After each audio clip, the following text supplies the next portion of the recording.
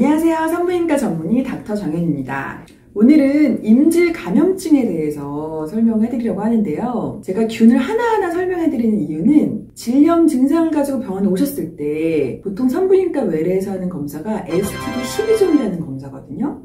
이게 PCR이라는 방법을 이용해서 12가지 균 중에 어떤 균이 있느냐 이걸 검사하는 거예요. 이 균 검사는 보험 적용도 되죠. 의료보험이 되기 때문에 12가지를 다 검사해도 본인 부담금이 한 2, 3만원 정도, 한 3만원 내외 정도 나와요. 이 균 검사 결과를 토대로 저희가 나온 균에 대해서 치료를 해드리는데 이 12가지 균 중에서 가장 위험도가 높은 균이 바로 이 임균입니다. 임균은 사실 많이 들어보셨을 거예요. 나이세리아 고노리아라고 하는 균에 감염되는 경우인데 이 임균이 중요한 이유 중에 하나는 성병이라는 거죠.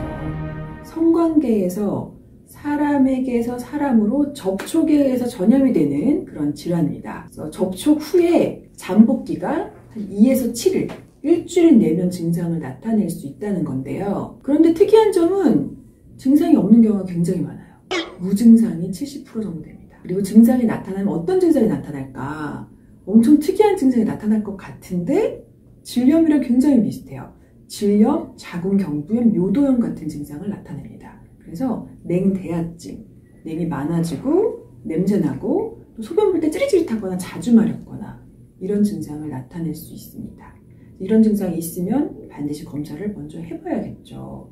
특히 임질균은 법정 전염병이기 때문에 진단이 되면 일주일 내로 보건소에 신고를 해야 되는 질환이기도 합니다. 또 성관계에서 전염되는 것 이외에도 임질에 감염된 산모가 자연분만을 할 때 신생아가 산도를 통과하면서 임질에 감염되는 경우도 있습니다. 그래서 아까 설명해드린 것처럼 진단을 하는 방법은 질 분비물에서 검체를 채취해서 보통은 이 STD12종, PCR 검사를 요즘에는 많이 하죠. 이거 외에도 도말 검사나 배양 검사를 하실 수도 있습니다. 검사를 하고 보통 5에서 7일 후에 결과를 받아오실 수가 있고요. 치료법은 의외로 쉽습니다.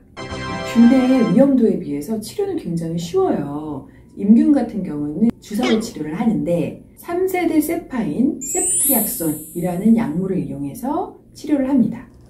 그리고 임균은 내 파트너와의 치료가 굉장히 중요한 균이죠. 내가 갖고 있으면 파트너도 거의 갖고 있다고 생각을 해서 두 분이 동시에 치료를 하셔야 합니다. 만약 나는 치료를 했는데 남자친구는 치료를 안 했어요? 그러면 어떻게 될까요? 다시 감염이 될 수가 있겠죠. 서로 왔다 갔다 주고받는 균이기 때문에 동시에 치료를 하시는 것이 중요하고요. 남자친구는 비뇨기과 가서 검사를 해보실 수도 있고 산부인과에서도 소변검사로 검사를 해볼 수도 있고요. 또 산부인과에서 약만 주사를 같이 맞는 경우도 있고요. 동시에 치료를 하시고 2주나 3주 뒤에 재검사를 하셔서 임균이 없는 걸 확인하시고 그 이후부터 성관계가 가능합니다. 치료 중에는 성관계를 피하셔야 합니다. 그리고 아까 신생아한테 감염이 되는 경우가 있다고 말씀드렸잖아요. 신생아에게 감염이 되면 신생아가 산도를 통과할 때 얼굴을 먼저 산도를 통과하잖아요. 그러면서 신생아의 눈에 감염이 잘 됩니다.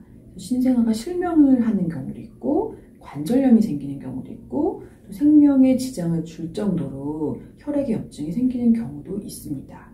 임산부의 경우에는 검사하셔서 반드시 치료를 받는 것이 아주 중요합니다. 그러면 우리가 보통 임균을 갖고 있는데 몰랐어요. 그럼 뭐 어때? 나 증상 없는데 이렇게 생각하면 될까요?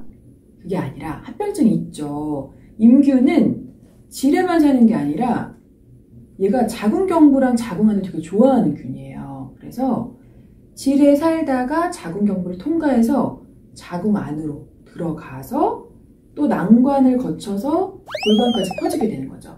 그게 바로 골반염이거든요.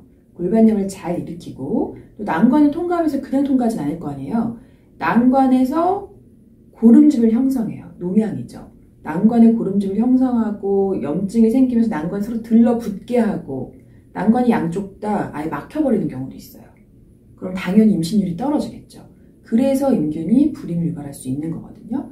또 난관이 염증이 막 생기면 운동성이 떨어지면서 이 난자가 자궁 안에 들어가서 임신이 돼야 되는데 난관 이런 데 그냥 멈춰버리는 거예요. 그러면서 자궁 외 임신도 잘 생깁니다. 그래서 임질은 반드시 치료를 잘 받아야 하는 감염증이라고 생각하셔야 됩니다. 네, 오늘은 임질에 대해서 설명을 좀 해드렸는데요. 도움 좀 되셨나요? 또 궁금하신 점이 있으면 댓글로 달아주시면 제가 성심성의껏 답변해 드리도록 하겠습니다. 네, 그럼 저는 다음 주에 다시 뵐게요.